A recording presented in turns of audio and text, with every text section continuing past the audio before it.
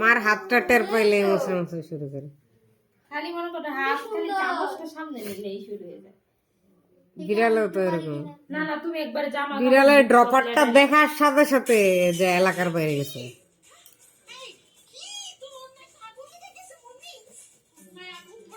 আমরা একবার বুফেতে গিয়ে অবশ্য আমাদের প্লেটের খাবারই অনেক বেশি মানে আমার আকু দুলা পাই গেলে গেছিলাম।